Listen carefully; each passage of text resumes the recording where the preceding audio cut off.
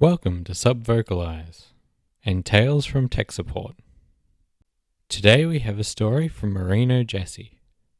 I work in a store that offers technical support for consumer-level technology.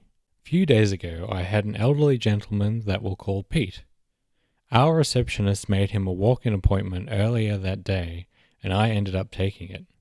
When I opened it all up, the only notes I saw were third-party software, hard of hearing. I walked up to Pete and greeted him. Saw he was staring at my lips as to read them. Then I asked if he knew American Sign Language, ASL. I've been trying to learn ASL as a sort of side hobby for a few months now. Pete signs yes, and we continued the conversation in Sign. Turns out the issue is with Skype, which keeps crashing on his roughly 5-year-old tablet, and he's been having difficulty video calling his wife who is deaf. She lives in a different continent. She travelled there for a temporary work opportunity and would be there for 2 years. This being the midway point, it's now been 1 year since Pete's seen his wife. Skype is the only way they both know how to communicate effectively long distance, as neither are comfortable with email or other text-based services. As I go through verifying that he knows his password and making sure there's a backup of his device, Pete and I are signing back and forth and his face was completely lit up.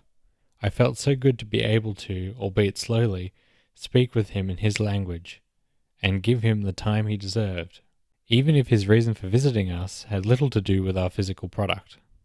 Once everything was verified and backed up, I uninstalled Skype and reinstalled it. Had Pete sign in and used Skype's test call to ensure it wouldn't crash, as it would immediately upon call creation before. Test call went through fine. Sweet. I looked down to write a few extra notes and began to hear some coughs. I looked up and there was Pete, crying while waving to his wife through Skype. Pete called her and she picked up.